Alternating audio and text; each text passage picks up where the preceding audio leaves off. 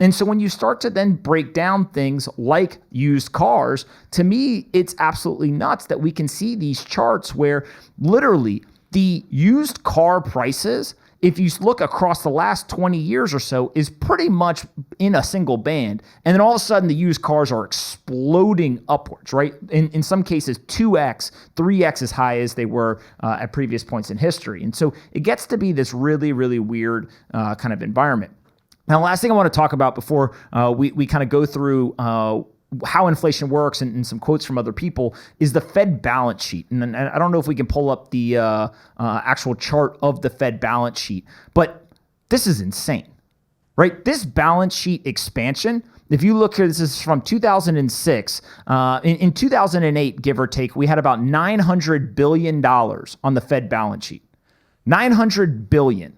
Today, we have $8 trillion. By the end of this year, it is likely that the Fed's balance sheet will have expanded by 10x over less than 15 years. Right? Think about that for a second. $900 billion is now $8 trillion. And it's likely that we're going to hit $9 trillion by the end of the year.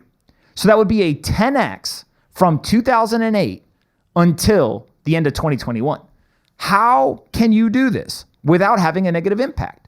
It's really, really hard to wrap your head around how the Fed can continue to expand that balance sheet so aggressively, yet we are told it's transitory. Don't worry about it. There's not going to be a negative impact on the everyday person. Well, I've got a couple of quotes here, and then we're going to talk about this with Joe and John. Here are 4 quotes that I pulled on inflation. The first comes from Kevin Brady. Inflation destroys savings, impedes planning, and discourages investment. That means less productivity and a lower standard of living. True. Here's one from John Maynard Keynes. By a continuing process of inflation, government can confiscate secretly and unobserved an important part of the wealth of their citizens. Inflation is taxation, from John Maynard Keynes. Frederick August von Hayek, quote, I do not think it is an exaggeration to say history is largely a history of inflation. Usually inflation's engineered by governments for the gain of governments, end quote. And lastly, from Ray Dalio, there are 2 main drivers of asset class returns, inflation and growth, end quote. What all of these people are highlighting is the fact that inflation drives asset prices and consumer prices. So if you choose to get paid income and you take that income and you buy assets, they will appreciate in price. That's why rich people aren't complaining about this. Rich people are profiting off of this. The rich people are creating massive wealth, literally billions and billions of dollars of profits because the inflation is driving those asset prices higher. The stock market is up and continues to hit all-time high after all-time high. The stock market, the S&P 500, since March 2020 is up 100%. If you put $1 at the bottom of the market. Now, I'm not saying that everyone timed the market perfectly. Nobody knew where the bottom was. But if you look historically, if you put $1 in the market in March 2020 at the bottom of the market, you would have $2 today. It's insane. That is insane to see. That we literally have 100% up from the bottom of the market, right? And so why is that happening? Well, they printed trillions and trillions and trillions of dollars. That's why it's happening, because they injected liquidity. They devalued the dollar. Asset prices went up, but so did consumer prices. There is no difference between a stock going up and food going up, right? They're both assets that are denominated in dollars. The dollar is becoming worth less. And so, of course, the prices of everything is going up. The difference is that you eat the food and you hold the stock. And when you hold the stock, it means that you're richer. When you eat the food, it means that you spent more money.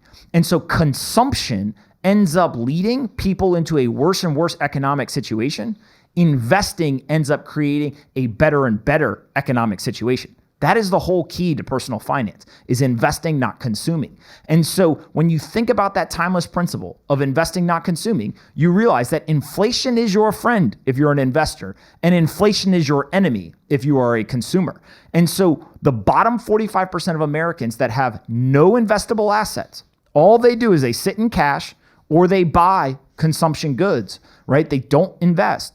they're getting hurt by this, and they're getting hurt very, very significantly versus those that are investing. Joe, what do you got for us on inflation? I think inflation's transitory. Joking. I wanted to see your face. No, I think it's funny, right? Like, we already strip out food and energy, right? And now they're saying, hey, if you strip out used cars, airplanes, hotels, furniture, bacon, oh yeah, it's under 3%. It's closer to the 2% that we go for, which is really, it's a joke, right? So that doesn't make any sense. But I think it's just what we don't learn in school, right? So we always go back to this, and we talk about this all the time, is when it comes to education, that's really what people need to learn. There's billionaires all over the world. No one's complaining about this. They don't care. They own assets that appreciate in value when inflation runs hot. The bottom 45% of Americans, like you said, get destroyed. They don't teach you this stuff in school. And I think the other big thing to mention that kind of got lost in the shuffle this morning was real wages, right? So any price increase that was given out over the last month or 2 months or 3 months was negated by the increase in consumer goods, right? So you may have gotten a raise at work, but it's not outpacing inflation as is right now. And that's a big deal, right? Because you're just told usually 2%, 2%, 2%. If you get a raise every single year, you'll be in the green, you'll be fine. But we've seen with 5% inflation in CPI ratings, that's not true. Yeah. John, what do you got? I couldn't agree more. Right? So it's the bottom 45% don't have investable assets. You saw people like Bezos who got an immense amount of wealth last year, all from a lot from Amazon stock itself, right? He got paid less than 1.7 million from Amazon. All that wealth came from just owning assets and having inflation pushing those assets a lot higher, and it's affecting the bottom half of America a lot more than the thing that's crazy to me is that it's almost like the American people are being gaslit by the Federal Reserve and economists, right? We're being gaslit in the sense that they hope that we forget they told us not to worry about the inflation. But now inflation's here, right? Inflation used to be this like boogeyman. It used to be this thing that, everyone yells and screams and fear mongers about it, but don't worry about it. Inflation never actually becomes that high. It's at 5.4% CPI number. The core inflation is at 4.5%. These are numbers that you would expect to see in non-developing nations, right? Or in developing nations, non-developed nations. This is not what you expect to see in the United States.